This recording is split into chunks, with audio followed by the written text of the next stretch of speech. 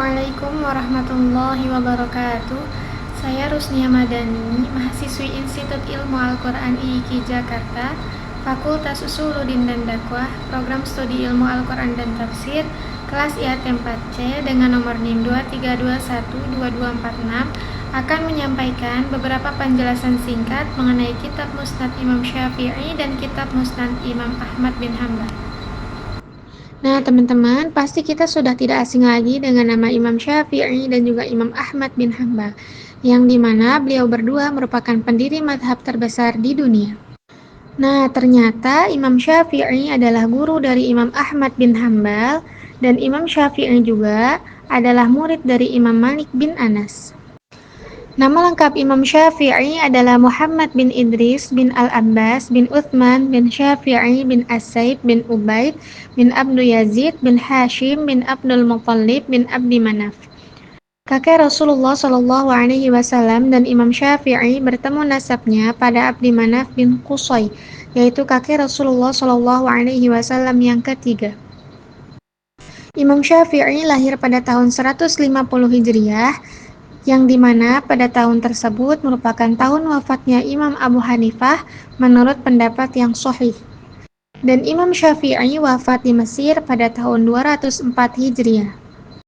Nama lengkap Imam Ahmad bin Hanbal adalah Abu Abdillah Ahmad bin Muhammad bin Hanbal bin Hilal bin As'ad bin Idris bin Abdillah bin Hayyan bin Abdillah bin Anas bin Auf bin Qasid bin Mazin bin Syaiban. Nasab Imam Ahmad bin Hanbal bertemu dan menyambung dengan silsilah Nabi Muhammad SAW sampai pada Nizar, yaitu kakek Rasulullah SAW yang ke-18. Imam Ahmad bin Hanbal lahir pada bulan Rabiul Awal tahun 164 Hijriah atau 780 Masehi di Baghdad, Irak, dan wafat pada hari Jumat 12 Rabiul Awal tahun 241 atau 855 Masehi di Baghdad, Irak pula. Beliau meninggal pada usia 77 tahun.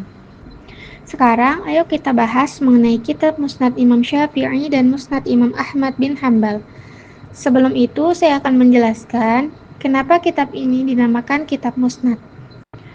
Nah, Musnad sendiri adalah istilah dalam ilmu hadis yang merujuk pada kitab atau kumpulan hadis yang disusun atau dikelompokkan berdasarkan nama sahabat yang meriwayatkan, bukan berdasarkan topik atau tema tertentu. Karya-karya Imam Syafi'i diantaranya adalah kitab Ar-Risalah, kitab kitab Musnad Syafi'i, dan lain sebagainya. Salah satu kitab hadis yang masyhur pada abad kedua Hijriah adalah kitab Musnad Asy-Syafi'i. Kitab ini tidak disusun oleh Imam Syafi'i, melainkan oleh pengikutnya, yaitu Abul Abbas bin Muhammad Ya'qub al-Asom, yang diriwayatkan dari Rabi' bin Sulaiman al-Muradi dari Imam Syafi'i.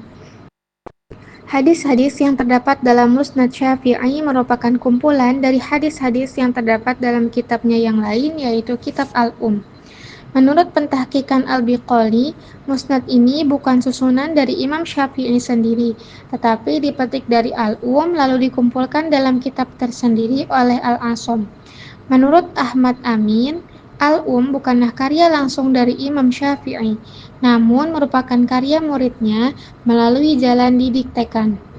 Di dalam kitab Musnad Imam Syafi'i, kita tidak dapat menemukan metode khusus yang digunakan oleh sang imam dalam penyusunan kitab ini, kecuali hanya dengan menyebutkan hadis-hadis yang berdasarkan tertib para sahabat.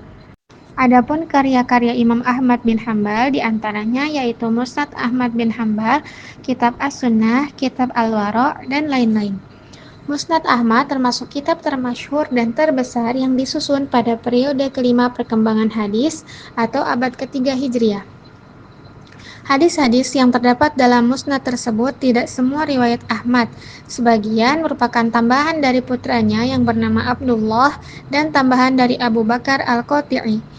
Musnad Imam Ahmad memuat 30.000 hadis yang merupakan hasil seleksinya dari 75.000 hadis. Dengan demikian, tampak ketelitiannya dalam menyeleksi, sehingga yang lolos hanya sekitar 5% saja. Dalam menyusun kitabnya, penyusunan nama-nama sahabat tidak dilakukan secara alfabetis, tidak pula berdasarkan kabilah atau urutan masuk Islam, melainkan dengan gabungan beberapa cara tersebut. Dengan kata lain, tidak ada kriteria tunggal yang dijadikan standar oleh Imam Ahmad dalam penyusunan urutan sahabat di musnadnya. Dia memulai urutan itu dengan 4 orang khulafaur rasyidin, diikuti kemudian dengan 6 sahabat lain yang termasuk ke dalam 10 orang yang dijamin masuk surga.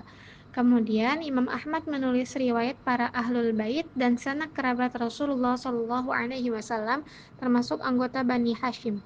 Setelah mereka, Imam Ahmad beralih kepada kriteria jumlah periwayatan dengan mencantumkan para sahabat yang meriwayatkan hadis dalam jumlah besar. Selanjutnya, dia menggunakan kriteria tempat dan domisili. Menurut Muhammad Abu Zahu, seperti yang dikutip oleh Abu Muhammad Majid Al-Mahni bin Abdul Qadir bin Abdul Madi, para ulama dalam menilai musnad ini terbagi kepada 3 golongan. Yang pertama yaitu semua hadis dalam kitab musnad ini dinilai berkualitas sahih dan dapat dijadikan hujjah. Yang kedua, dalam kitab musnad ini terdapat juga hadis dhaif, di samping hadis-hadis yang berkualitas sahih. Yang ketiga, kitab musnad ini juga memuat hadis-hadis dengan kualitas yang sangat beragam, yakni sahih, dhaif, dan juga hadis-hadis yang dianggap maudhu. Berikut adalah contoh hadis yang terdapat dalam Musnad Syafi'i dan Musnad Ahmad bin Hambal.